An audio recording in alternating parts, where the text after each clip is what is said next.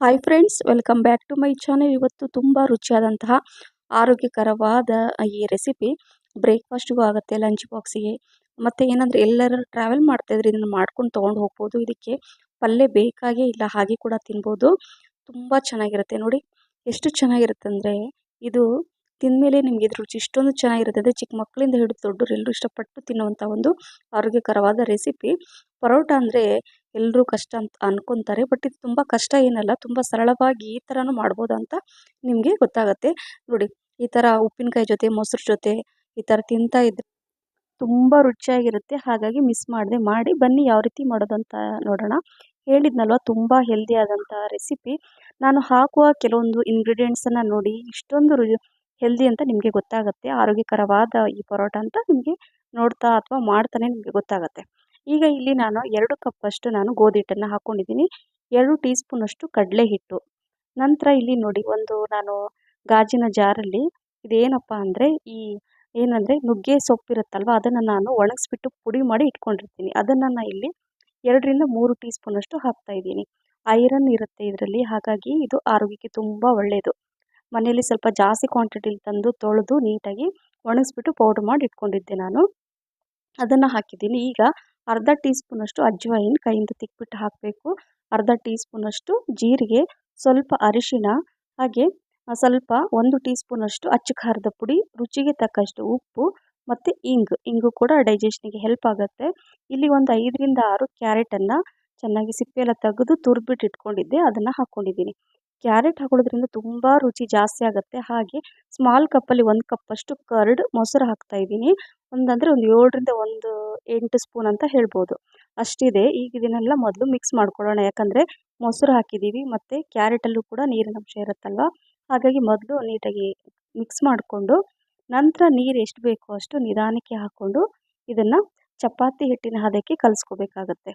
Friends, ನೀವು ಈ ರೀತಿ ಏನಾದರೂ ಪರೋಟ ಮಾಡಿ ತಿಂದರೆ ಇದಕ್ಕೆ ಪಲ್ಯ ಚಟ್ನಿ ಏನು ಬೇಡ, ಹಾಗೆ ಕೂಡ ತಿಂದ್ಬಿಡ್ತಾರೆ, ತುಂಬ ಇಷ್ಟಪಟ್ಟು ತಿಂತಾರೆ. ಈಗ ನೋಡಿ, ಚಪಾತಿ ಹಿಟ್ಟಿನ ಹದಕ್ಕೆ ಎಷ್ಟು ಬೇಕೋ ಅಷ್ಟು ನೀರು ಹಾಕ್ಕೊಂಡು ಕಲಿಸ್ಕೊಂಡೆ. ನಂತರ ಇಲ್ಲಿ ಸ್ವಲ್ಪ ತುಪ್ಪ ಕೂಡ ಹಾಕ್ಕೊಂಡು ಕಲಿಸ್ಕೊಂಡು ನೋಡಿ, ಈ ಥರ ಈಗ ನಾನು ಸೈಡಲ್ಲಿ ಇಟ್ಕೊಳ್ತೀನಿ. ಒಂದು 10 ನಿಮಿಷ ಇದನ್ನು ರೆಸ್ಟ್ ಮಾಡಲಿಕ್ಕೆ ಬಿಟ್ಟರೆ ಸಾಕು. ತುಂಬ ಚೆನ್ನಾಗಿ ಸಾಫ್ಟಾಗಿ ಆಗುತ್ತೆ, ರುಚಿ ಮಾತ್ರ ಸೂಪರ್ ಅಂತ ಹೇಳ್ಬೋದು. ಈಗ ಇಲ್ಲಿ ಹಂಚಿಟ್ಕೊಂಡಿದ್ದೀನಿ, ಹಂಚು ಬಿಸಿ ಆಗೋದ್ರೊಳಗೆ ಇಲ್ಲಿ ನಾವು ಇದನ್ನು ಉದ್ಕೊಳ್ಳೋಣ. ಪರೋಟ ಅಂದರೆ ಅದೃಷ್ಟ ಏನಂದರೆ ಒಳಗಡೆ ಫಿಲ್ ಮಾಡಿ ಉದ್ದಬೇಕು ಅಂತ ಏನಿಲ್ಲ, ಈ ರೀತಿಯೂ ಒಮ್ಮೆ ಮಾಡಿ ತುಂಬ ಈಸಿ ಆಗುತ್ತೆ ಅಂತ ಅಷ್ಟೇ. ಮತ್ತು ಎಲ್ಲಾದರೂ ಆಚೆ ಎಲ್ಲರೂ ಔಟ್ಸೈಡ್ ಹೋಗ್ತಾ ಇರ್ತೀರಾ, ಏನು ಮಾಡ್ಕೊಂಡು ಹೋಗಬೇಕು ಅಂತ ಯೋಚನೆ ಮಾಡ್ತಾಯಿದ್ರೆ ಈ ರೆಸಿಪಿನ ಮಾಡ್ಕೊಂಡು ಹೋಗಿ, ಇದು 2 ದಿನ ಇದ್ರೂ ತುಂಬ ಚೆನ್ನಾಗಿರುತ್ತೆ.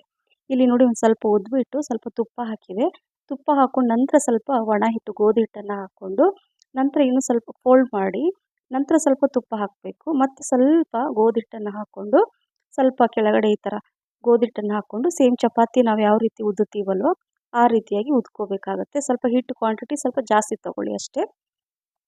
ಹಾಗೆ ಅಲ್ಲಿ ಹಂಚು ಕೂಡ ಬಿಸಿ ಆಗ್ತಾಯಿದೆ ನೋಡಿ, ಈ ರೀತಿಯಾಗಿ ನಾನು ಉದ್ಕೊಂಡ್ಬಿಟ್ಟು ಈಗ ಕಾದಿರೋ ಹಂಚಲ್ಲಿ ಹಾಕ್ಕೊಂಡು ಇದನ್ನು ಚೆನ್ನಾಗಿ ನಾನು ಬೇಯಿಸ್ಕೊತೀನಿ. ನೋಡಿದ್ರಲ್ಲ ಫ್ರೆಂಡ್ಸ್, ಎಷ್ಟು ಈಸಿ ರೆಸಿಪಿ, ಆದರೆ ತುಂಬಾ ಹೆಲ್ದಿ ರೆಸಿಪಿ ಅಂತ ಹೇಳ್ಬೋದು. ಕ್ಯಾರೆಟ್ ನಮ್ಮ ಕಣ್ಣಿಗೆ ಒಂಥರ ರಾಮಬಾಣ ಅಂತ ಹೇಳ್ತಾರೆ. ಕೆಲವೊಂದು ಸಲ ಕಣ್ಣಿನ ದೃಷ್ಟಿ ಏನಾದರೂ ಇದ್ದರೆ ಕ್ಯಾರೆಟನ್ನು ತಿನ್ನಿ, ನಿಮ್ಮ ಕಣ್ಣಿನ ದೃಷ್ಟಿ ದೋಷ ಏನೋ ಇರುತ್ತಲ್ವ, ಅದು ನಿಜವಾಗ್ಲೂ ಕಡಿಮೆ ಆಗುತ್ತೆ. ಅತಿ ಹೆಚ್ಚಾಗಿ ಕ್ಯಾರೆಟನ್ನು ಉಪಯೋಗಿಸಿ ಅಂತ ಹೇಳ್ತಾ ಇದ್ದೀನಿ.